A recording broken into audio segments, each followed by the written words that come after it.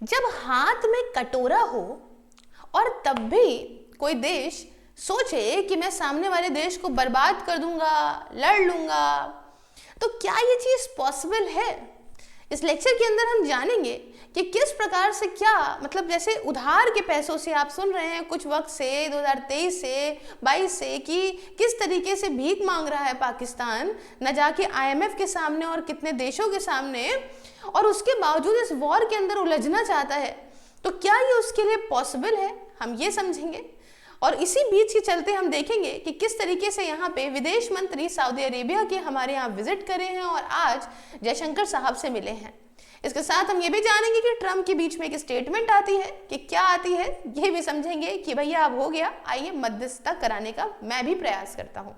नमस्कार साथियों, स्वागत है आप सभी का मेरे चैनल सिर्फ IAS में। और चलिए शुरुआत करते हैं एक एक करके आपको परपंच बताने की।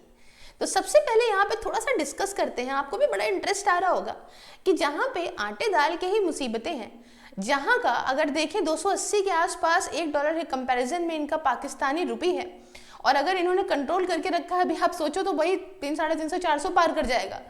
लेकिन उसके बावजूद इतनी ऐंठन, उसके बावजूद टेररिस्ट को फाइनेंस करना, तो क्या ये पॉसिबल है? थोड़ा सा समझिए। देखिए, सबसे पहले तो जब भारत ने इनसे यहाँ पे टाइम लिया है ना, हमने रिटेलिएट करने से पहले इस घटना का, जो कि पहलगाम के कश्मीर के अंदर हुई है, जिसमें 26 लोगों को धर्म के आधार पर गोली मार दी गई, न जाने कितनी औरतों को बेवा कर दिया गया, तो उसके बदले जो ये बदला लिया है भारत ने ऑपरेशन सिंदूर का, जिसमें उसने टेररिस्ट के ठिकानों को ही सिर्फ मारा है, और ये बात कही है कि हमने किसी भी प्रकार से पाकिस्तान को यहाँ पे एस्केलेट नहीं करी है, उसके मिलिट्री बेस पे कुछ नहीं करा, सिर्फ टेररिस्ट के ठिकानों को मारा है।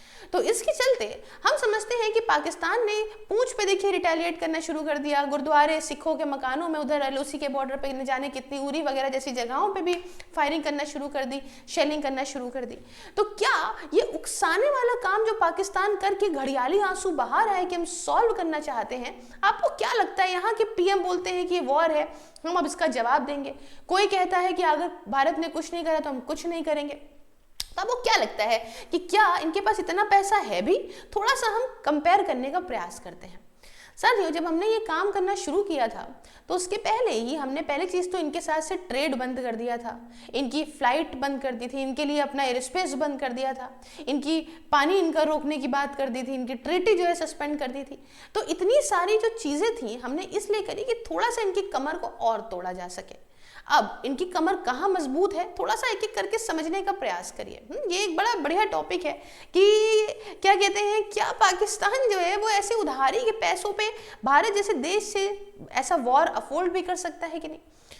अब देखिए, पाकिस्तान बहुत सारे देशों से लोन ले रहा है, उनमें से चाइना है, UAE है ना, सऊदी अरेबिया है। इन सब देशों से जो लोन ले रहा है, उस लोन को ही वो चुका नहीं पा रहा है, इतना कर्जा है उसके ऊपर कि इसको ही वो बार बार जो है लोन को आगे बढ़ाता है जब पीरियड इसका खत्म होने वाला होता है। तो अब ये फ्रेंडली तरीके से इनको पैसा देते हैं, लेकिन ये लोग भी जब वॉर बहुत ज़्यादा बढ़ेगी तो चाइना हो सकता है फंडिंग जो अपने हिसाब से करे ना करे, लेकिन बाकी सारे जो देश हैं वो इतनी फंडिंग प्रोवाइड नहीं करेंगे। जैसे आज आपने देखा कि टेररिज्म के खिलाफ लड़ने को लेके सऊदी अरेबिया के ही यहाँ से हमारे उनके फॉरेन मिनिस्टर हमारे यहाँ के मिल रहे हैं, और इसका मतलब इंडिया से अच्छे रिश्ते हैं, उसकी वॉर को फंड करने का तो कोई मतलब बनता ही नहीं है।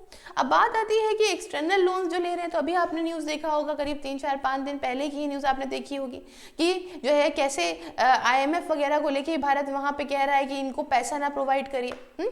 तो पाकिस्तान डिपेंडेंट किस पे? पाकिस्तान डिपेंडेंट है बाहर से लोन लेने पे। जब भाई IMF ने इनको बेल आउट पैकेज दिया था 2023 में, मतलब बात क्या थी कि देखिए $7 बिलियन की बात हुई थी कि हम आपको पैसा देंगे। IMF पैसा क्यों देता है? बात समझिए कि अगर कोई देश बिल्कुल ही डेप्थ में चला गया, उसके पास कर्जा हो गया और वो एकदम ही खत्म हो गया, तो बहुत बड़ा इशू क्रिएट हो जाता है। इतनी बड़ी पॉपुलेशन होती है देशों की, हर चीज़ को मायने रख के IMF हेल्प कर देता है।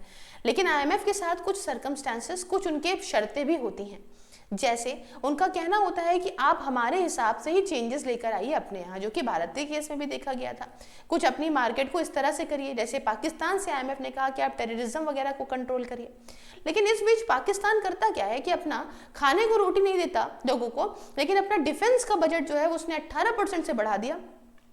तो सीधा सीधा भारत क्या कहता है, भारत अब ये भी प्रयास कर रहा है कि IMF या इन एक्सटर्नल एजेंसीज के सामने रखने का कि आप पाकिस्तान को पैसा मत दीजिए, ये एक तरीके से अपना पैसा बढ़ा के और जो है वो भुखमरी की हालत लाते हैं अपने सोल्जर्स के लिए, जिनको ये महीनों तक पेमेंट नहीं करते लेकिन टेररिज्म को फंडिंग करते हैं अपनी डिफेंस बजट को बढ़ा के। तो आप कहेंगे डिफेंस बजट मैम बढ़ा हुआ है तो फिर भारत से लड़ेगा तो वो, देखिए इनका डिफेंस बजट बढ़ने का मतलब ये है कि अपने यहाँ चीज़ों को बनाते तो हैं लेकिन इतने बड़े बेवकूफ़ हैं, इतने बड़े चालाक हैं, या ये बेवकूफ़ जनता को बनाते हैं और चालाक खुद हैं कि आर्मी के जो ऊपर के लोग हैं इनके, वो सारे लोग पैसा खा लेते हैं और सोल्जर तक तो महीने महीने तक इनकी सैलरी ही नहीं दी जाती है।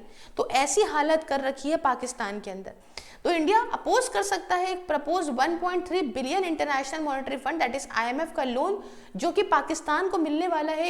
एक नेक्स्ट जो मीटिंग होगी इसकी 9 मई को होगी, मतलब कल मीटिंग होगी, उसके अंदर ये करा जाए। तो आप कहेंगे कि मैम आप 7 बिलियन की बात कर रही थी, अब ये 1.3 बिलियन कहाँ से आ गया?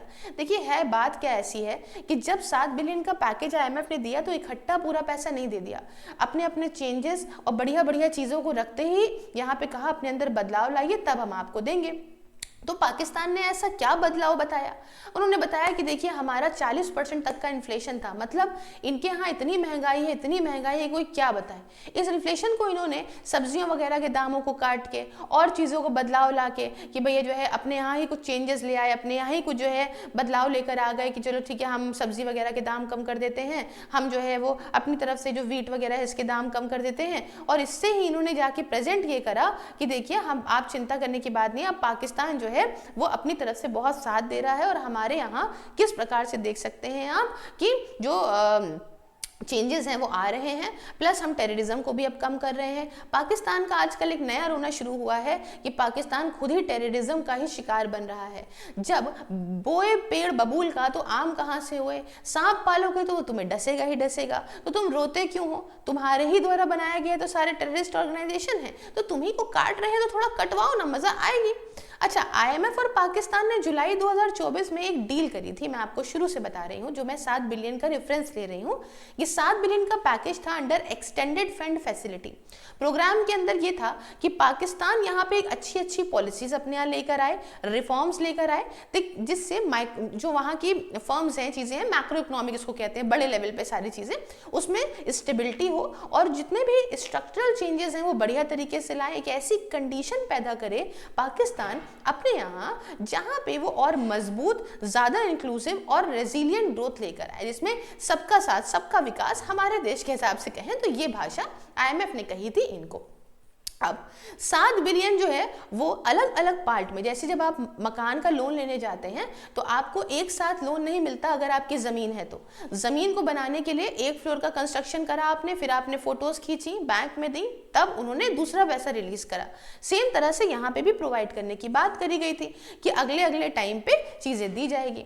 तो ये था कि चलो ठीक है, रिलीज़ करेंगे हम अगला $1 बिलियन, फिर इतना। तो उसी के रिगार्डिंग यहाँ पे मीटिंग होने वाली है।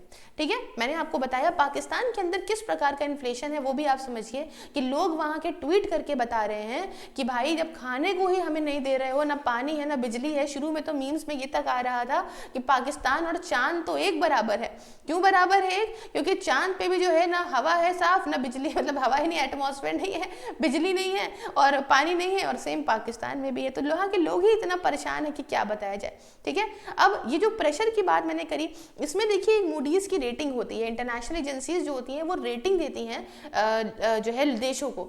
इसको ऐसे समझिए, जैसे जब आपका एक सिबिल स्कोर होता है, जब आप लोन लेते हैं और आप लोन टाइम पे लौटाते हैं तो वो सिबिल स्कोर का अच्छा लेवल हो जाता है, जिससे आप दोबारा कभी लोन लेने जाते हैं तो आपका सिबिल स्कोर चेक करके आपको आसानी से लोन दिया जाता है, या अगर आप डिफॉल्टर रहे हैं तो आपको लोन देने में दिक्कत होती है। इसके अलावा अगर आपका सिबिल स्कोर कम है और आप डिफॉल्टर थोड़े बहुत ही रहे हैं तो आपको हाई परसेंटेज पे लोन मिलता है। सेम तरीके से जब हम इंटरनेशनल लेवल की एजेंसीज की बात करते हैं तो इनकी रेटिंग्स पे भी चीज़ें डिपेंड करती हैं। जैसे कि अगर इनकी अच्छी A++ बढ़िया रेटिंग है तो उस देश को लोन आसानी से मिल जाता है।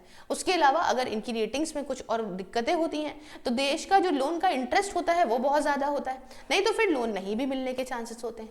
तो पाकिस्तान की रेटिंग नेगेटिव रेटिंग की तरफ ही समझ लीजिए जा रही है, जिसमें इसका जो इंटरेस्ट रेट है वो बहुत हाई इंटरेस्ट रेट पे इसको लोन प्रोवाइड किया जाता है इंटरनेशनल एजेंसीज के द्वारा। तो ये कुछ बात है।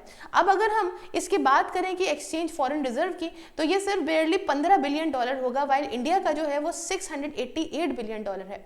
हंसी तो मुझे इस बात पे आई कि पाकिस्तान की तरफ से एक रील शेयर हुई थी, जो कि मैं तो देखती नहीं उनके कोई चैनल को, तो मेरे में तो एल्गोरिदम है ही नहीं। अब मेरे किसी जानने वाले ने मुझे भेजी, और जब मैंने उनका एक्सेंट वाला एक्सेंट देखा और उसमें ये सुना कि लखनऊ को जो है एक मिसाइल दागेगा पाकिस्तान खत्म हो जाएगा, तब मुझे इतनी हंसी आई। मैंने कहा हो सकता है इनके जो है गाँव के आसपास कोई एक इन्होंने दुकान या कोई अपने जो है सेटिस्फाई करने के लिए कोई बढ़िया चीज़ का नाम लखनऊ रख दिया होगा और वहाँ पे जाके मिसाइल दागेंगे, क्योंकि भारत के अंदर लखनऊ के अंदर तो छूना तो हमारे लिए नामुमकिन है।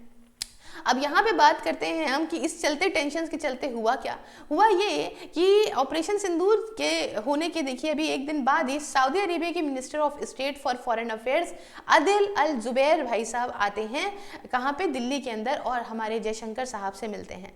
यहाँ देख सकते हैं आप, ये इनसे मिले हैं। किस बारे में बात हुई है, इंडिया का पर्सपेक्टिव जो है वो काउंटर करने के लिए टेररिज्म को, इसके रिगार्डिंग बात हुई है।